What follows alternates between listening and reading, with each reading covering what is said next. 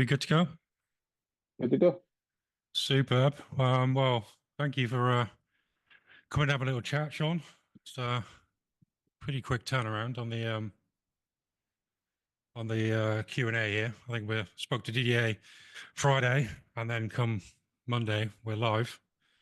But I guess we start off from the top on the in your inclusion into Undisputed. How did you get to be involved?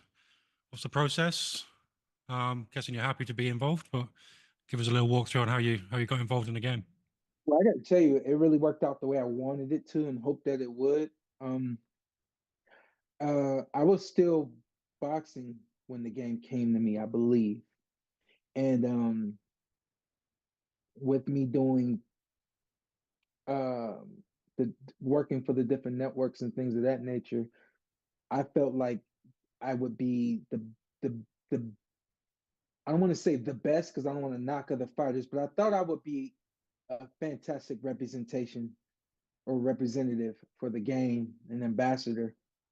And so when they came to me, just trying to explain the process for the name and the likeness and all those sorts of things, the rebuttal that I had was simple. That's great, but I want to contribute to being able to represent the game and things of that nature. So they being undisputed, they felt like I would be, very fitting for the role, or one of the guys for the role. I'm not sure who else is involved from an ambassador standpoint, but I've really enjoyed this part of the process, being able to do some meet and greets and things of that nature.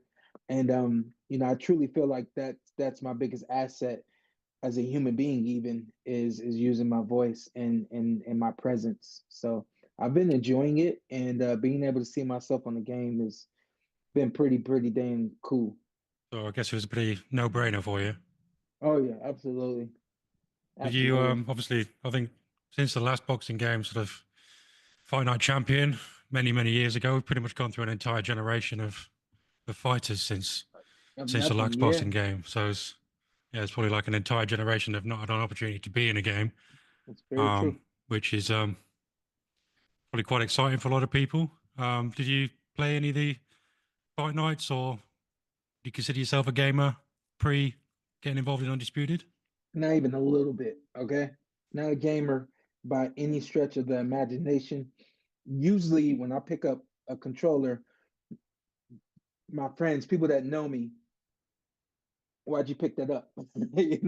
That's usually the response when I pick up the controller. It's, put that down, man. What are you doing? Everyone knows that I'm not much of a gamer. However, when fight nights, when those games were out, we always played them and we always knew about them. And the goal was to be on the game, So I feel like while there's been a whole generation that hasn't had a new video game, the generation that's being put on this game currently is obviously the guys who have retired already, but some of these guys who are, Terence Crawford, Canelo Alvarez, on the verge of, maybe another year or two, give or take. We're the generation that wanted to be on the game, and it hasn't come. It hasn't come, and then now finally it's here. So, I'm very grateful, and I feel blessed that I was able to perform the way that I did, and give people something to appreciate. And beyond that, I'm someone who's looked at as being, people look forward to being me in the game, and that's pretty dang awesome. Have you spoken to many other fighters that are in the game? Is there quite a buzz within the fighter community? It still is a buzz from the fighters' perspectives. A lot of the fighters that I'm connected to, I don't believe are featured in the game just yet. But there are other fighters that I've spoken to. Terence Crawford is one of them. I asked him if he's played the game yet. He hasn't played it yet, or at least since I last spoke to him, he hasn't played it yet. So, um, we have an event going on out here, November 2nd. Super excited about that event, and I'm bringing him That's the in. one in Las Vegas. Yeah, yep. And Yeah. I'm bringing him in for the event, but he's a gamer. I do know that, so I can't imagine he won't go very much longer Well, without I playing this kind of probably game. feel like we're in their generation now, where a lot of these guys probably brought up on gaming, and probably a bit more excited to be involved in this sort of project. My thing was I just suck. So I love Madden, I love NFL, I love football, but I suck. I can, NBA, 2K, and all that I suck. Call of Duty, I suck. You know what I mean? But I like talking crap. So that's Well, what you can expect from me, from more than that's the anything. best thing about a spokesperson, though, I guess, isn't it? Did you Yeah. get sort of straight involved with the excitement of the spokesperson role straight off the bat, or did you kind of grow into it after being No, no, no, contacted? no. No, I came right into it because again, like I presented them with this. And it was like, whenever the opportunity comes, really just show why you felt the need to, send a separate agreement for Yeah. being an ambassador for this. Um, I even feel like from a standpoint of whatever I may not be making on the front end, I'll be making on the back end as a representative for the game. So maybe tell us a little bit about the process of sort of getting your model into the game and scanning, and whether you got involved in any of the motion I capture wanted things in to the be, studios. I really wanted to be, but they're over there in Sheffield, and I do know that they've used quite a few of the English fighters to do the modeling for the game and things of that nature. Um, can't be too greedy. So, but I I mean, I did you can keep knocking and shouting on the door, though. I'm sure people I will be did happy get for more mocap. I got the picture done, which was amazing. Like being in the like this like steel cage with cameras all around it, and it's just like one big flash. I think they did it 3 times, and it was done. And it's like that's what, and you can see what came of it. It's like that's me on the game. It's just the Yeah, animated version of me, you yeah. know. I think that was sort of the early major hype, wasn't it? Really, how lifelike a lot I of the see characters like were. it has like my muscle development and everything. I feel like I'm looking at me when I'm until I start getting beat up, then I'm like, yeah, it's not me. Have you had a chance to play the game too much? I know you've been involved in a few community events and sort of a couple of those launch things around I think Will Kinsler's house, wasn't it, with a few of the guys. Have you had much Hmm. chance to play the game yourself? Yeah, I suck as expected. I'm very bad as expected, but I did the gaming convention in Seattle a couple of weeks ago, Pac West, and I got to play with a couple of the fans over there. Some people who were just gamers and people Yeah. who were actually fans of me, and I'm loud. I'm outrageous. I am very unnecessary, and I'm very in your face, win, lose, or draw. So that's how I've found my way to have fun with video games because I'm not that good at them. So tell us a little bit about the event you got in Vegas on the second. Obviously, that's how I sort of first made contact with you guys, just as a route of promotion through the subreddit, and then just put out the feeler of whether you'd be up for a little Ask Me Anything, and then kind of developed into where we are now. But tell us a little bit about the event you got rolling in Yeah, Las let me Vegas. see if I can find some of the notes on it. We just softly launched the WGBC, the World Gaming Boxing Council, I think it's what we're calling it.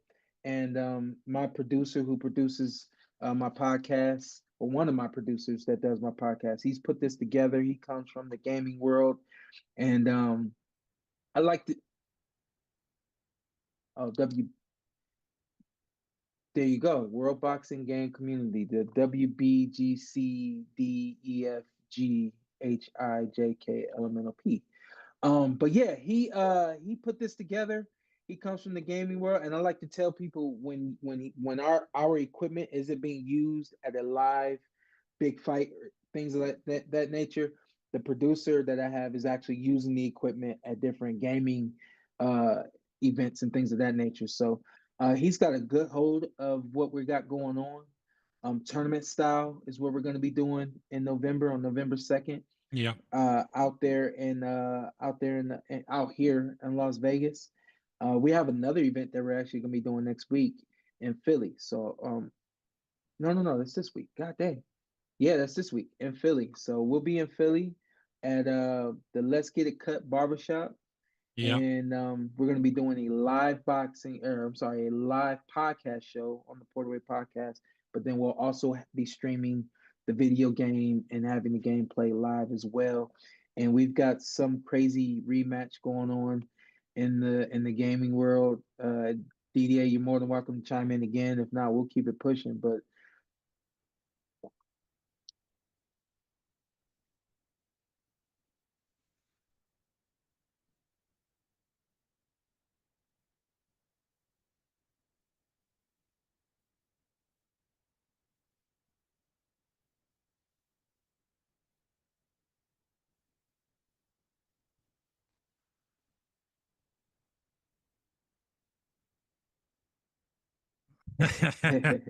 Yeah, I see a lot of leagues already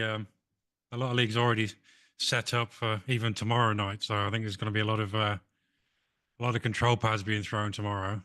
I gotta tell you, man, that the gaming community, as I'm starting to learn it and adapt to it, I gotta tell you, is it's a pretty amazing community, and a lot like boxing, where there's very special people involved. They all band together. They all, you know, root for one another, whether it's, competition, same team, whatever the case may be. And it's like everyone knows each other, just like boxing. And it's like, it's always that while we're doing it, we're going as hard as we can. But once it's over, we may have a little chip on our shoulder if we lost, but we're always going to be respectful, and always look forward to that rematch and things of that nature. So I'm finding that this gaming community is very similar to the boxing world. Yeah, it can get very competitive, and a lot of trash talk can cross people's paths. I think what's probably surprised me about this particular production of the game is just the how thirsty the fan base is for a boxing game. Really, obviously, there's the fans have been very vocal in their feedback and what their expectations are and what they're kind of happy to settle for. There's a real thirst for this to enter the market, really. So hopefully they can kind of satisfy a little bit of that on launch and add to it as the game Yeah. progresses and more updates and things. Yeah, so I'm looking forward to that, and I'm looking forward to seeing what other fighters they're able to get involved into this game. And another thing too, I'm looking forward to seeing how it evolves and they make it more and more real. So I'm excited about it. Yeah, I think there's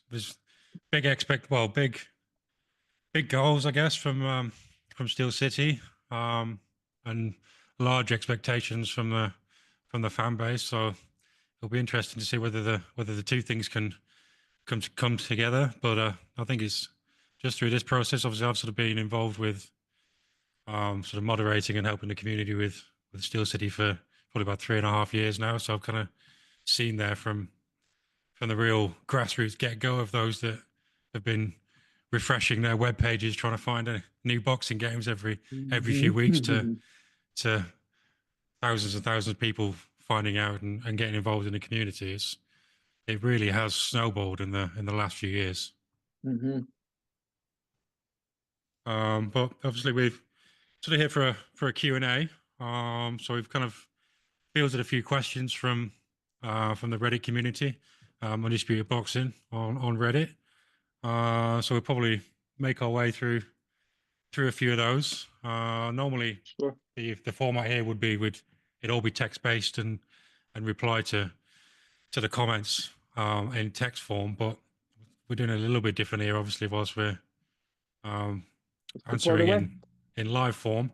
So we'll ask the questions, and then we'll just sort of feed these answers back onto the forum as and when you elaborate. So obviously, there's quite a few questions come through. A lot of them sort of about your boxing career, which is probably to be expected, with people trying to find out a little bit more Everybody wants about to your know who career. hits the hardest. Guarantee it. That is question number one. I'm not gonna answer that one. You're not going to answer? Mm-mm. No? Anyone that's People any won't believe workaround me. answer? People won't believe me, but you don't feel it in the moment. Yeah. Yeah, and I've talked to other fighters, Mm-hmm. and they've said the same thing. And I tell, like, this is how I describe it: the level that you're thinking at and the level that you're reacting at is so high that you're not oblivious to getting punched. You know you got hit, but you're thinking at such a fast level that you've analyzed what you got hit with, and you've already moved on to mentally making a note to make a certain move so it doesn't happen again. So So it's would you just say one of that's those. like part focus, part adrenaline? Exactly. Or, yeah. Exactly. Yeah, but you feel sore as hell the next day. I'm for damn Yeah, sure. I can imagine. So off the back of that question, we've got I know you tried to start with some like real fire, really get people into this. You yeah, well, next. yeah. Well, off the back of that one in a slightly different way, obviously, um, not willing to talk about the heaviest hands on a basis more that it's you don't necessarily feel it too much, but we've had somebody asking sort of how the hell was your chin so good? Did you do Oh. neck exercises? Was it primarily genetic, I or as you think say, that was it focus and adrenaline? I think when it comes to the chin, I think the number one thing we look at is the genetics.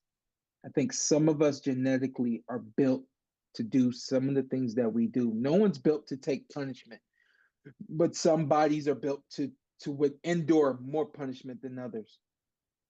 The thing that people don't know, conditioning. Yeah, I was gonna bring that one up. Conditioning doesn't, you can't condition the chin. However, conditioning helps with recovery.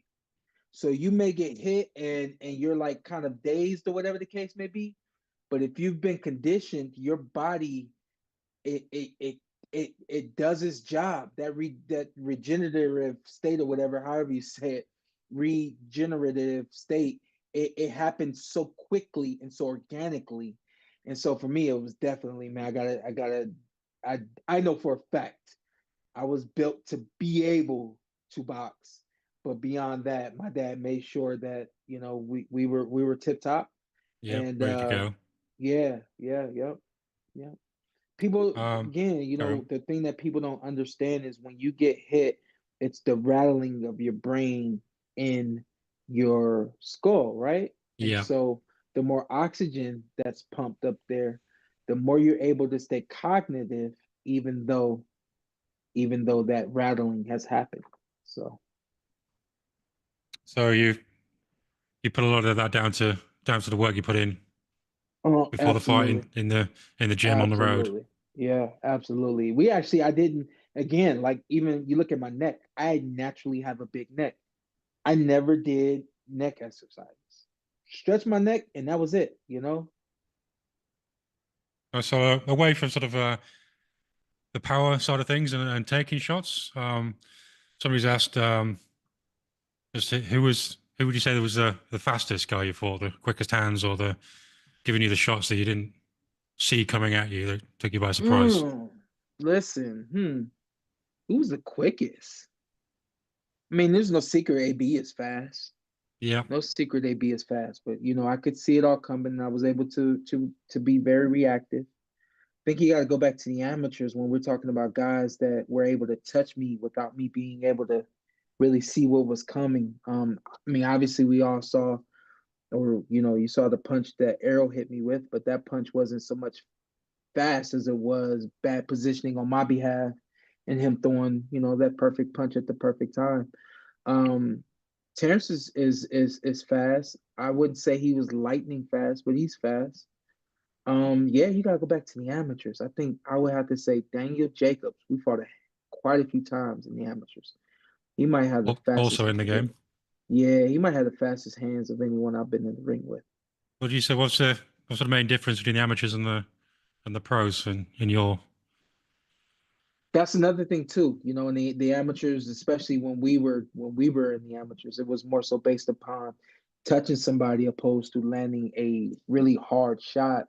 And so a lot of guys, amateur wise, had a tendency to try to punch with what's the word I want to use? With Yeah. quantity opposed to the quality, and DJ was that boy was good. He was fast. So moving on to something else, we've got a question from Darkest Light asking, how did you feel before and after your fight with Terence Crawford? He says, elaborated, you had the heart of Texas in that bout, and even apparently even his mom was was sad at the end of that fight. I think he won a few people over with the with the sort of heart in that one. But could you elaborate Yeah. on how you felt going Um, in and how you felt coming out of it? So it was a little uh, bit go, frustrating at the end. yeah, going into it, I was confident. I would say the team for the most part was confident. Anyone who's seen post-fight interviews and things of that nature, my dad speaking about the fight, he wasn't too happy with the way that I trained for the fight, but that's very contrary to Shawn Porter. Nobody's knows me to not train and not prepare for fights and things of that nature. And so I think that my dad just had a very subjective view going to the ring. And I think that it ultimately ended up showing up round after round in that fight. And the moment where I got put down the first time, it was like I lunged in a little bit, and I had a moment where I tried to force something, and it was the funny thing about it is there was no need for me to force anything, and I ended up kind of leaping in with the shot, and he caught me, just completely forced it, and I got caught. I went down, and it was like this surprise, and again, you don't feel it, right? So it's Yeah, like yeah, it's like it's like the snapping of your fingers. It's like you're gone and then you're right back. And it's like when I'm right back, it's like I'm actually on the canvas, right? And I'm like, shit, I'm like, I'm down here. I get up and I'm a little shook. I gotta be honest. I'm a little shook because at this is point, that mentally or physically? mentally, I'm mentally shook. There's there's a sense of embarrassment in the ring that I probably had never felt before on fight night. Probably felt that sort of embarrassment in training and things of that nature. People who have seen my dad and I train, they know that he's known for kind of pouring it on me and things of that nature. But when the knockdown happens, I'm a little shook, and there's just like this instant sense of embarrassment. Right? We get back to it, and now I'm hesitating, I'm thinking, and I'm just kind of out of it. I'm literally out of it, right? He catches me and I go down again. And when I go down this time, I'm very, very frustrated. Number one, because for whatever reason, my body isn't strong enough to stand up. And it's like, it's like, what the hell? So number one, it's like I'm frustrated that I went down. I'm frustrated that I got hit. I'm frustrated that I'm overthinking, that I'm outthinking myself, and I start to bang my fist on the canvas. And I honestly think that was a moment that my dad felt might come. And when that moment came, I think he made a judgment call based on an expectation, not Yeah, based I on guess it's not going to get any better. It's not based on what was real. What I was guess there real was was that. that the moment of kind of showing your frustration there when you kind of Yeah, yeah. hit the canvas with a couple of fists and quite evident in He gets that on the frustration. canvas and I'm looking over at him and I'm a little confused, but I know what that means. And it's like this feeling of just like I don't know. I was like very distraught in a lot of ways, right? Yeah, Fight's over. I go over to the corner and there's nothing you can do at this point. You can't say, hey, he was just playing. I want to keep going, nothing. So I just kind of the gentleman in me, I suck it up and deal with the moment. Dealt with the moment, and then by the time I got to the back room, it was like, there's this sense of embarrassment that's Hmm. around the room and everything. And my dad asked me if I wanted to go to the press fight conference. And I was like, I gotta go. It's like, yeah, we're going. I gotta go. I gotta show up. There was a moment that I failed to show up in. I have to show up at this moment, Hmm. And as it's already been documented, I knew that it was gonna be my last fight. Yeah. And honestly, man, I believe in God and I believe that everything happens for a reason. It should be well documented that I thought my last fight was going to be Errol Spence Jr. And I don't think I would be where I am right now had I retired after Errol Spence Jr. Yeah, I think think it, there's certainly a point in that.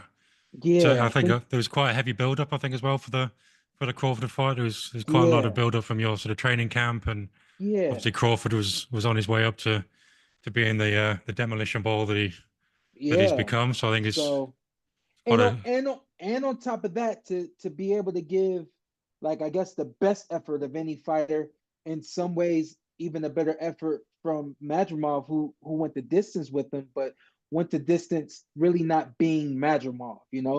I got TKO'd, or the towel got thrown in with me or being yeah, yeah. a different version of me that people hadn't truly seen before, and it caught a lot of people by surprise. So I think that it really helped. Not that I was really wanting it to or expecting it to, but it really helped my status as an athlete, being able to get back in the ring, or being able to get in the ring with Terrence before retiring. So just sort of finish off on this particular fight. Somebody's put a question in, just asking if there was this. So it is said certain fighters are happy to give away rounds in exchange for data. Was there a point in that fight where you thought Crawford was sort of collecting that data, or were you? I know there was a point, maybe round 9, when you were up on the scorecards. Did you feel that in the ring, or did you? Was it just You business as know, usual? And Yeah, no, it was business as usual. As someone who's been in the ring with Terrence, I can tell you that he wasn't collecting data on me. He may see this and hear this and not like it, but he wasn't collecting data on me. I was able to box and do some things that he didn't truly expect. Mhm. And while he was trying to make adjustments, his adjustment, which was a beautiful adjustment, was just to walk me down. Yeah, I think And there's a it's only a clip from the corner. I think it coming into round 9. I think it was um but I tell people where Terrence thought he was up, and he was but told he you're he down on the was cards here. And already he was already turning it up before that moment that you see in the corner. I think it was the ninth round going into the 10th. They're telling him that he's down, and you see that he's surprised to hear that he's down. Terrence is someone that he and I were with the battle that he didn't have that night. I had the battle of not having um the best information being given to me on fight night, yeah, and I wasn't being told that I was ahead. I wasn't being given the energy needed for me to continue to operate the way that I needed to operate. The other hand, Terrence's corner, that gave him the information that he needed. Hey, you're down. But he was already turning it up round after round. He saw me boxing, he saw me moving, and I guess, like, to that point, seeing me move as much as I was moving, and seeing me box as much as I was boxing, I would say, if anything, he collected the data of Shawn Porter's not going to come after me tonight, so I'm going to go after Shawn Porter. yeah. Switch up And the game plan and do what you got to do in ultimately, the championship man, rounds. it worked out for the kid. So another question from international boys who just asked that one that I put to you there. He said, "How did you develop your high pressure style? Did you ever try to adopt more defensive and slick styles, or try to emulate more defensive fighters like Mayweather, or did you think this is Shawn Porter? This is how I'm going to go out and do things." Here's the crazy thing. The crazy thing is, from being 8 years old, and I have a video to prove it, to practically the day I retired, that fight, I wasn't as aggressive as I had been in previous fights. But my aggression was something that, even at 8 years old, was something that just worked. Hmm. And because it worked, I used it and I did it. People who have seen me fight in the amateurs know that I had a very amateur style where I was very fast, very quick. I was very explosive. But the difference from most guys that I fought at 165, I could be fast and quick and all those sorts of things. I could roll my head and make you miss, but I had the ability to touch you. And if I touched you, you went stumbling back, and now I'm all over you like a Tasmanian devil or something like that, you know? So that was always a part of my nature, but I also had the nature of being a good boxer, use a jab, keep Mm-hmm. it on the end of the shots and things of that nature. Statistics show, and I've seen numbers. I've out jabbed everyone that I've been in the ring with. I have outpunched everybody that I've been in the ring with, and I've thrown more power punches than everyone that I've been in the ring with, including Terrence Crawford. You know, Well, so whilst maintaining the pressure and yeah. So, you know, listen, at the end of the day, I've had a lot of people who I've even had somebody ask me today, why the hell would you retire at 33? You just got so mm-hmm. much more to go. Well, when you have the kind of style that I have, it's a little bit heavier. You got to use that style in training. You got to use that style on fight night. Mm-hmm. And it just was a lot, you know. So even though I look fresh, even though I look like I could keep going, there's some things that even from a mental standpoint, man, it's hard to push through some of those things. And I guess you know, the old saying is retire before boxing retires you. exactly. And more than anything, I really want to be that example to fighters moving forward. So moving on, we got part of the love, I guess, of boxing, and I think you've already sort of touched on this a little bit, is the small details which can have big impacts, and I guess the small details from either sides, as you said with Spence, can make big moments. But is there a question from of all times? What adjustments do you feel you could have won, or what adjustments do you feel you could have made to have won some of the fights you may have lost, if any? With Keith, I know that I just took too many chances. There were moments where I should have had more defense and not been so aggressive. I learned from that fight, and I thought going into the fight with Errol that I had crossed every T, dotted every I, and I was really ready for that. But another fight where I got a little overzealous, Yeah. and he landed a punch that for a moment was too much for me. And that fight ultimately ended up going the way that it went with Eric with Terrence all day and all night, man. I look at the fight in my mind, and I just think to myself, I needed to make the adjustment of being more aggressive. He made the adjustment of being aggressive and coming after me because that was the style that I was using. I should have made the adjustment and made it this car crash situation. And I feel like this could have been a car Yeah. crash that I may have won. So to see you can stand in the fire the longest. Yeah, yeah, So a lot of boxing chat and discussions. Obviously, I like fantasy fights and could have been fights that didn't happen. So don't be angry, be happy, which is a great name, by the way. Is asking every fighter has a dream fight, a regret or a missed opportunity opponent that they never fought. In your illustrious career, who is the one boxer you wanted to fight but never got the chance? yeah. The one that's documented is Tim Bradley. Tim, I felt was just an amazing fighter, and I learned a lot from him, especially in his fight with Provodnikov. I learned what not to do, but I also learned how to do it. And what I mean by that is what not to do. Don't use a style that's not effective against someone. If you have multiple styles, use a style that's going to be effective. He used one style and made it a war that it didn't need to be. Yeah, But on the other side of that, I learned what to do. He had the heart and the grit of anyone that I personally have ever seen. And when I saw that fight, I said, man, if something happens and you get into that kind of fight, that's how you fight. You fight like there is no tomorrow. You fight so like this is the only thing that matters to you. And that's really what I learned from Tim in You that look at, fight. But obviously, you've sort of said being sort of going back to one of the previous fights. Do you see these moments as sort of opportunities where you might get a win under your belt and you might see something that you can sort of push your own record out, or do you see it as actually this is exciting and this is going to progress either a legacy fight what or do you mean? something that just excites you? What you mean?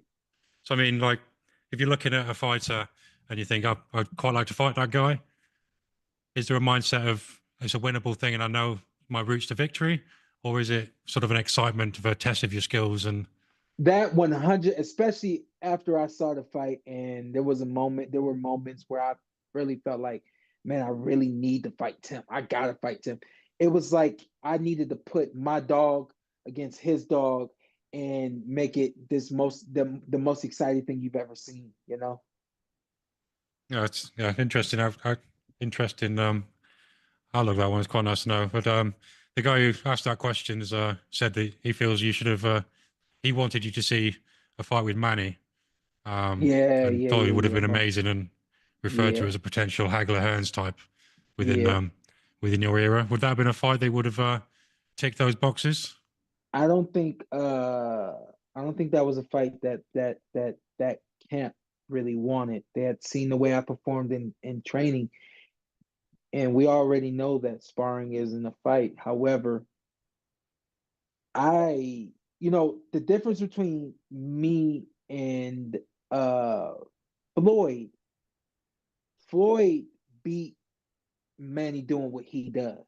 And I think what worried the camp about me possibly fighting Manny is I had the ability to beat Manny doing what he does. Yeah. And I think it's one of those things where you rather not be looking in the mirror on fight night. You rather be looking in the mirror of somebody that you don't know and that you feel you could do, not someone that does everything that you could do and can keep up with you. So just touching there where you sort of said that's not potentially a fight that you thought that camp wanted. Is the sort of in the negotiations of fights? Does a lot of that sort of play in from your experience? Obviously, you What's that? kind of people love you probably for taking on the tough opponents and the big fights, but in that negotiation period or a lot of sort of missed fights, how much do you think is down to those sorts of You mean fights in understandings? general? Yeah, just maybe I don't want that Yeah, fight and I don't want it that fight. I'll it go this happens a route rather than lot. that route. It happens a lot. You get a fighter that you've built up and you've managed and you figure out what fights he looks best against, and and you get to a point. Every fighter gets to that point where I can't pick anymore. It has to be Hmm. the best, and you get a lot of teams who are still trying to match you to win, even though you're above being matched to win. Yeah, Now yeah. it gets to a point where you have to be matched to be great, and there aren't enough fighters and teams out there being matched to be great. Yeah, I think this is probably something that frustrates the fan base quite a lot, Yeah. where they can see Mm-hmm. I want to see these two go head to head, but Mm-hmm. either it drags out for X amount of years or sometimes doesn't happen. Yeah. But moving on, we've got so obviously you've sort of touched on the amateurs already and in Jacobs, but we've often hear stories of certain fighters meeting in the amateurs. So somebody sort of asked, well, Yo Mikey 1980, interested to know how did you find the fight with Usyk? They said they thought it was an urban myth at first, but then obviously looked into it and saw that you beat the cat in the amateurs. Are you very Yeah. feel? Yeah. I love talking about this fight because it really was something. A fight that, 4 2-minute rounds. We're fighting on the computer scoring. For anyone who doesn't know, there's five judges around the ring. Three of the five judges at least have to push a button within 1 second in order for you to get the point. So that alone is a hard system to fight within. Um, but yeah, we fought like that, and I remember every round being close. I don't remember if I was down after the first round, up after the second. I don't remember, but I do remember that last round. I think I might have been up by a point, or I might have been down by a point. I mean, it was really, really close.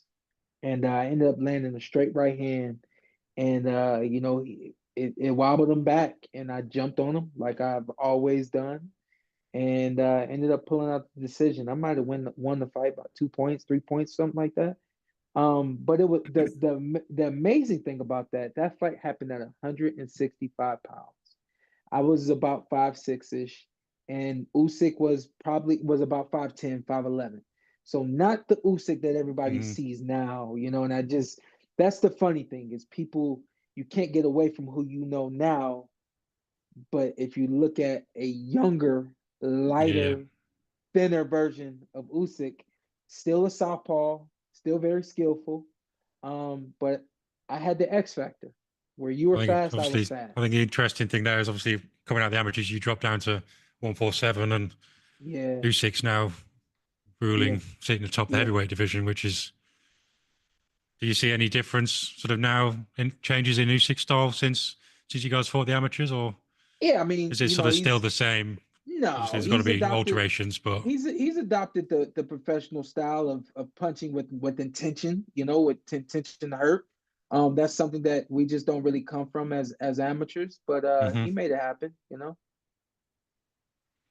So moving slightly off topic, somebody's I think interested in your style now. Obviously, you're pretty well known for someone who likes to look pretty sharp with your flamboyant, colourful suits and shirts and ties and what have you. But Shiny Hardcore wants to know what your favourite ring attire was, if you have one.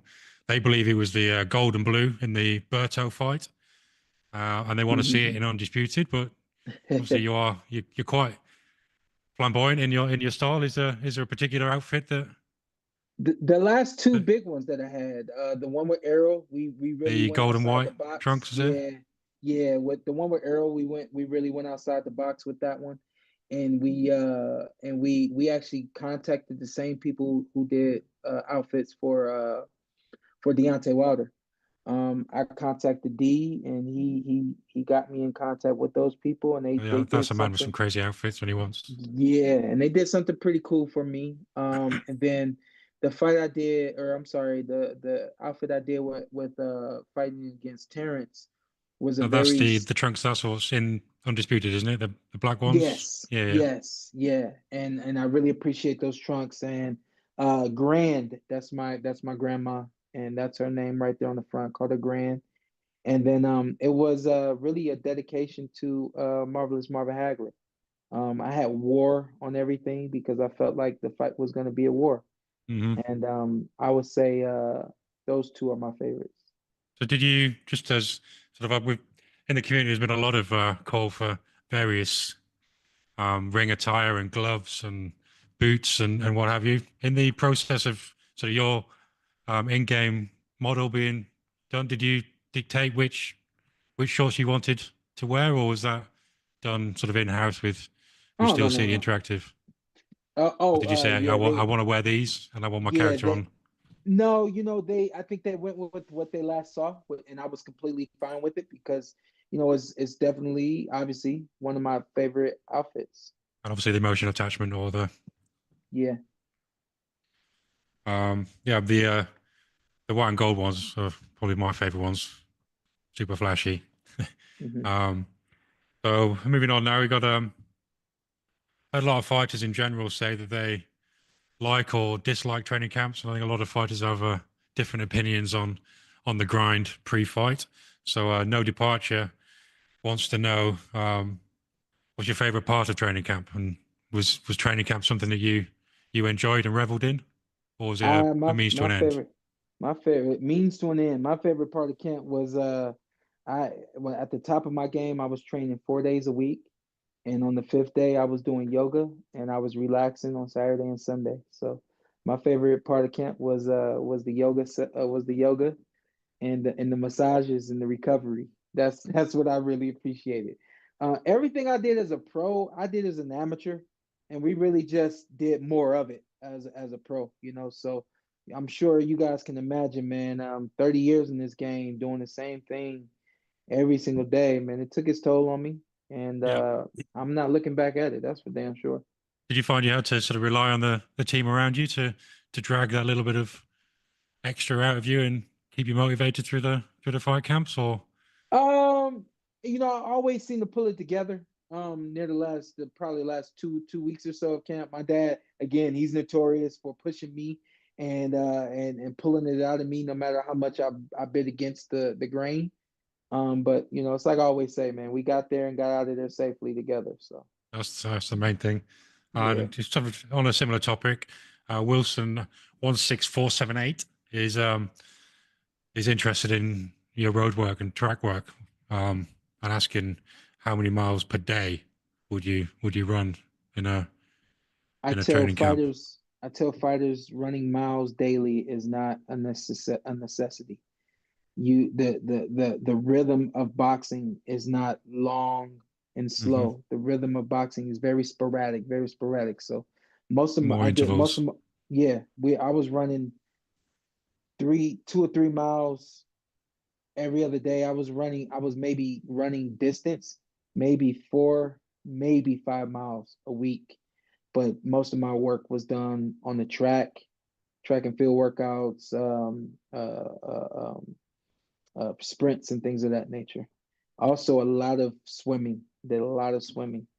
Yeah, I guess there's a lot less wear and tear on the joints. And Yep, yep. I like to say, I tell people all the time, my dad was a genius.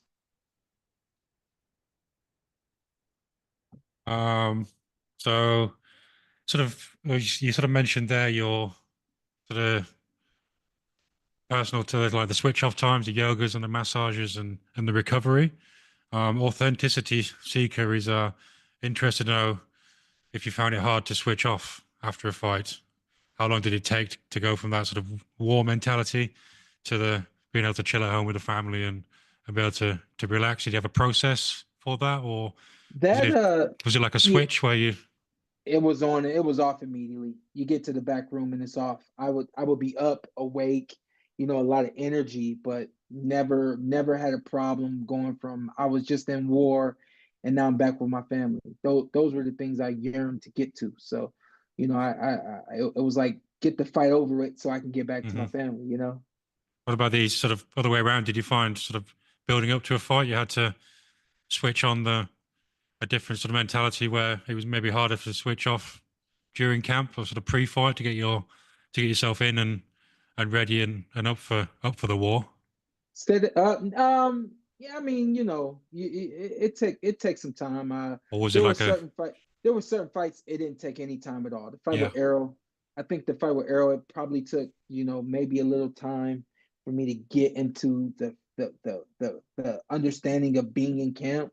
But the other side of that, man, I remember my fight with Keith. I mean, top to bottom, that I was ready for that one.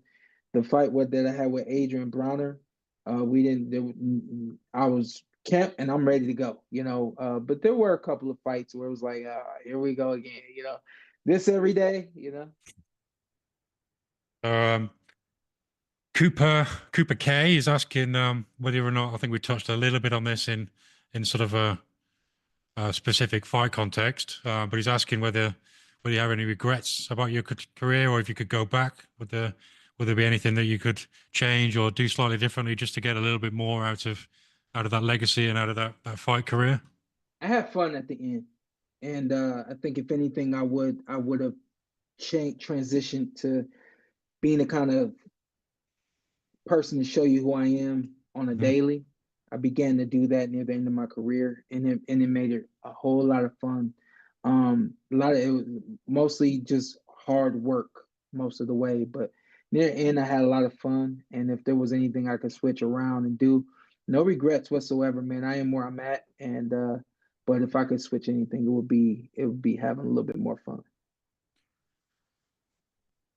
So I think we're probably just about coming to the end of your career questions.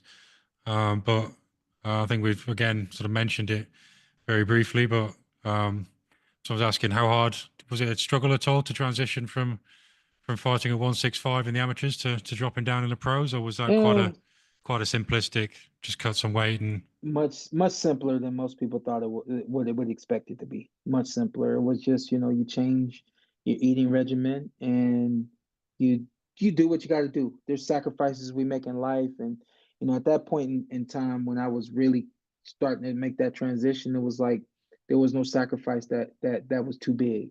So once you make it and you realize that you can do it, then it's like just repetition, get it done, get it done. Just trying to read through a couple of things that have come through whilst we've been on there, whilst if they're on topic here. We got